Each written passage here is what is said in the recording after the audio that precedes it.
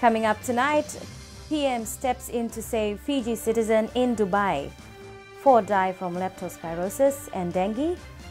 And Australia donates $1.8 million to Fiji. Good evening, I'm Sandra Assam.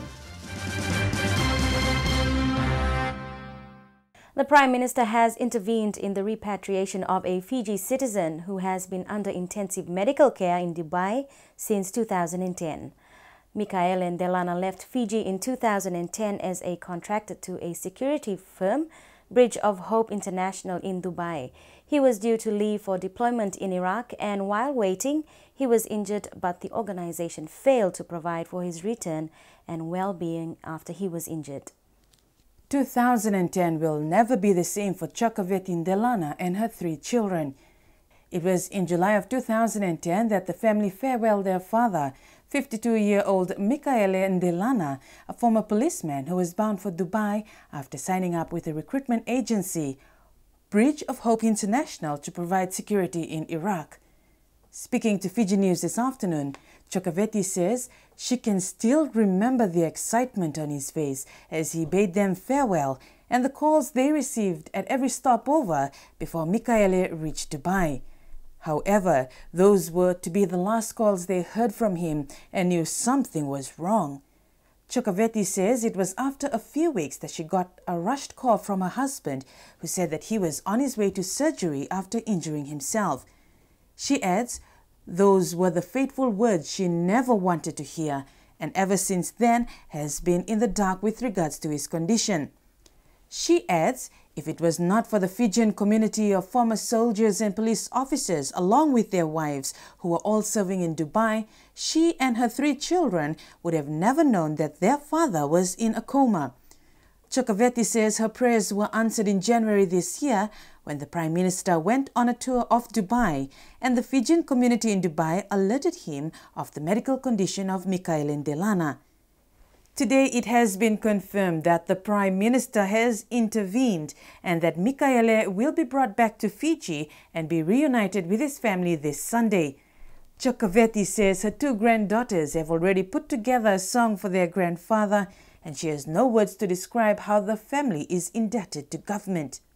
A 4-year-old girl is motherless after her mother died earlier this week from dengue fever.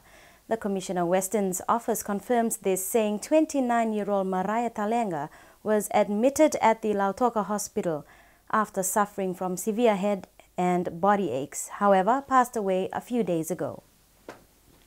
An investigation is underway into the death of 29-year-old Mariah Talenga of Naviango village in Lautoka.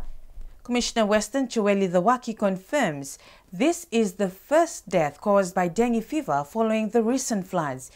It is understood that Talenga was part of the close to 200 people being accommodated at the Lautoka Girmit Center, which was being used as an evacuation center. The Waki adds, at the moment, the Ministry of Health has placed a ban on gatherings and covered drinking in the village of Naviango. Meanwhile, the Commissioner Western's office also reveals there has been a total of 3 other deaths from leptospirosis. At the moment, health officials along with police and officers from the Commissioner's office are spraying the area and carrying out assessments before those remaining in the evacuation centers can move back into their homes.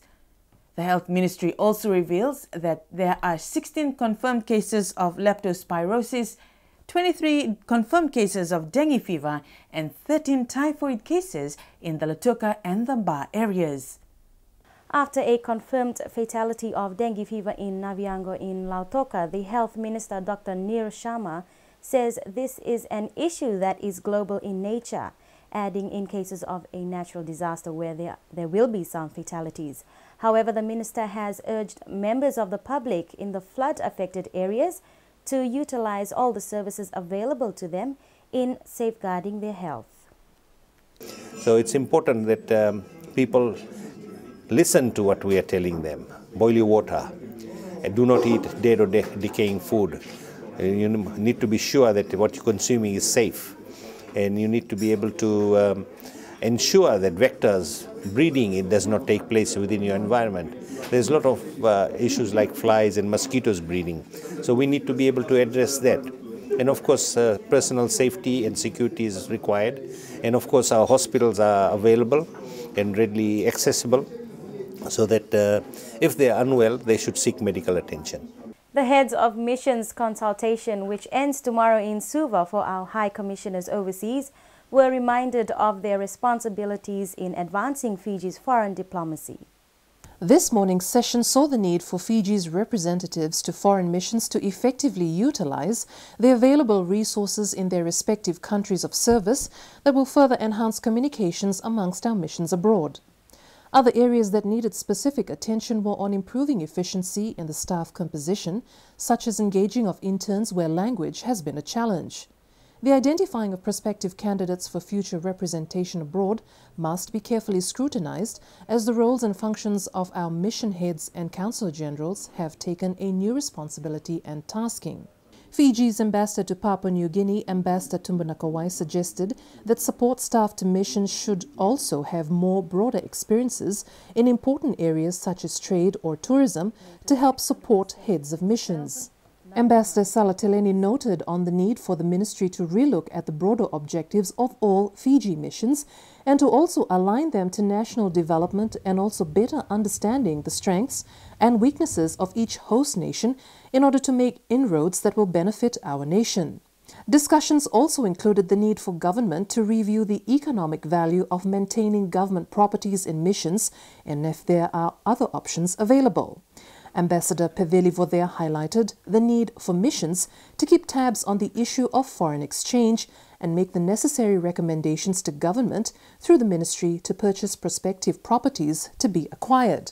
High Commissioner to the United Kingdom Solomara confirmed that a new life insurance scheme has been organized between the High Commission and the BSP Bank. South Africa's High Commissioner Ben Saladakau supported the concept that our London mission had undertaken, as the scheme could also provide some relief to the high costs incurred for remittances. Presentations were also made by the Permanent Secretary for Finance, Philemone Wangambava, on the implementation process of Fiji's 2012 national budget, a look at investment Fiji's way forward, and a more comprehensive update on Fiji's trade pathway by Permanent Secretary for Industry and Trade, Shane Ali. Fiji's permanent representative to the United Nations, Ambassador Peter Thompson, says the three-day meeting will help them identify the areas they need to improve on. But today we've had a very productive session. We've been talking in particular about some of the economic responsibilities that we have as Fiji ambassadors overseas. A little bit beyond my field, because in UN, of course, we're mainly dealing with political factors, but just listening to the discussions amongst all the 14 heads of mission about how we promote trade and investment for Fiji overseas, how we try and source overseas development assistance for Fiji projects in a better, more targeted way. These have all been very productive discussions. We've had the Permanent Secretary for Finance here today. We've had the Permanent Secretary for Economic Planning, and we've been having in-depth discussions with them about how we can integrate our work better with the line ministries back here in Fiji.